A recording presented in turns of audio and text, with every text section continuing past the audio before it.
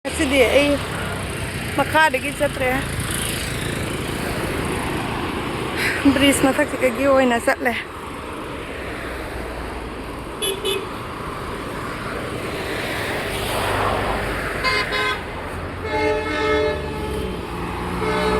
humang tar si jung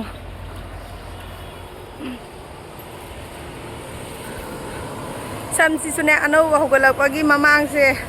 ipan phal sama no wa la pagi angang mo tat mai re sama no wa ka hogalai ado mayam punshi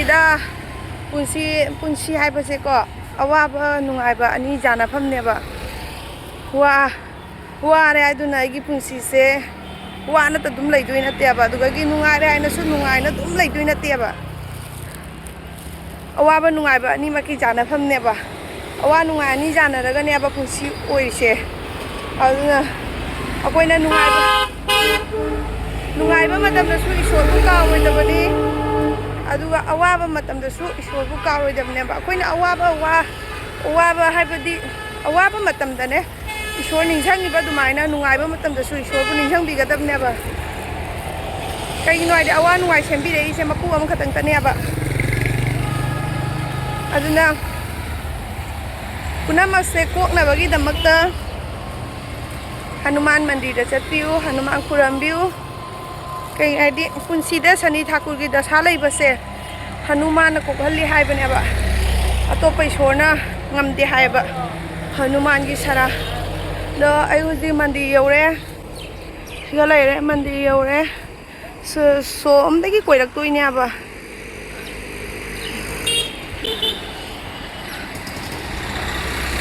khong na su dum la bani da mayam exercise oina bagi gari tong pa su jai ba lupa tara pithoga gari tong pa su jai da ai khong na chaning man bagi khong na dum la bani ba khong na chat pa je khara ju dum pam ji ba nei ne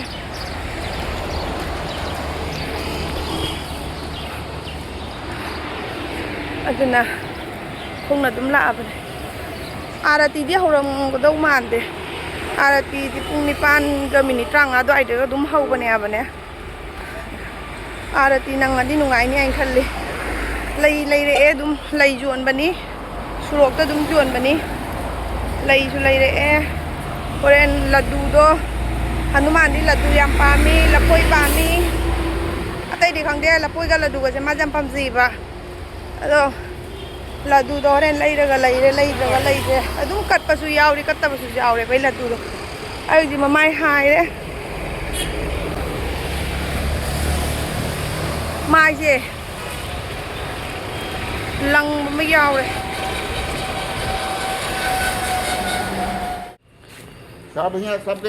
laddu su laure me ya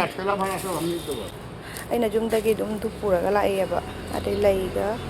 diya jai da mom ta dum katli le chai jum dei porak pane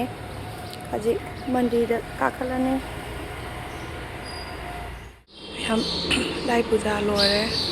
arati sanange aina Hanuman Chalisa thiringa na arati dum tawre eba ayu pap thidhoga arati yaure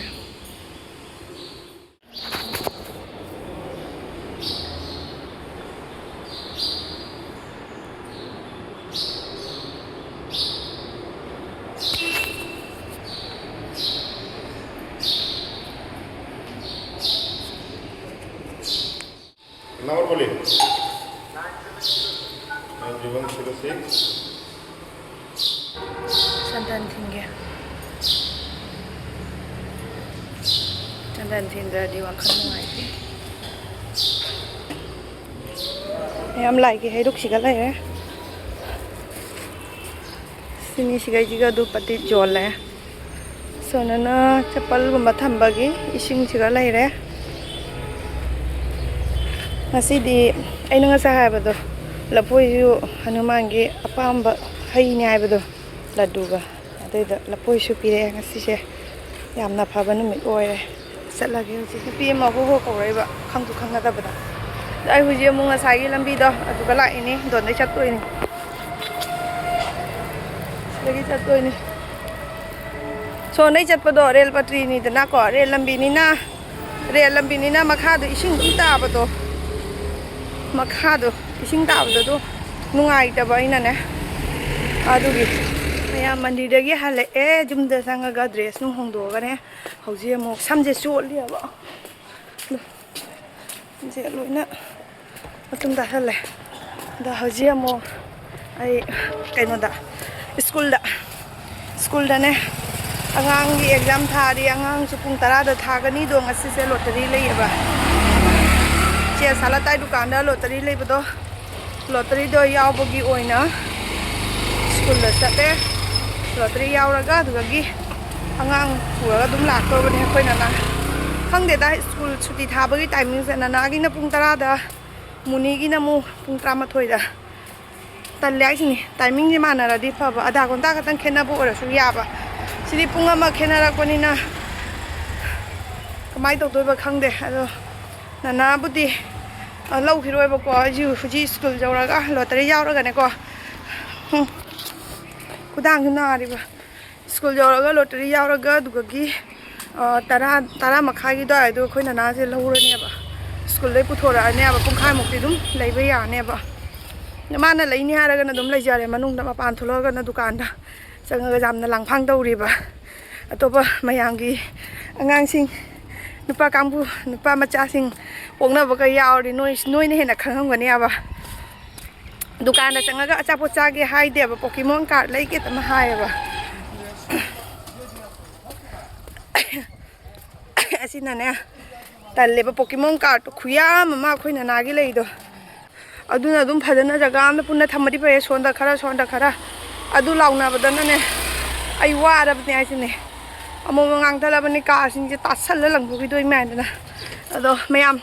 aya mandir se lu do prasad se imam khara ga mu baga se prasad pura lai ne chaning gadra chaning odra hongde hai lottery ma pham da ne pijaning man bagi prasad se pura ga lai ne mi hinga chaning gadra chaning odra hongde charaga chadrai dum cha tholo re khoja ma si je damangi gari go mare cake ki style de ka lai ne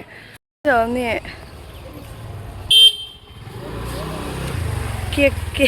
cake malu re ide khoja ne paisa su phang da ba ijat su thambi da ba jungi thabau loi samba se waida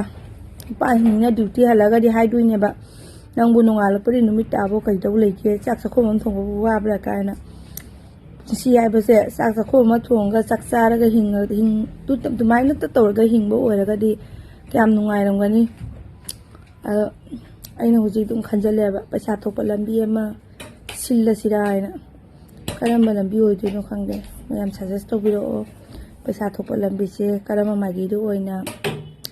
tawsigi aina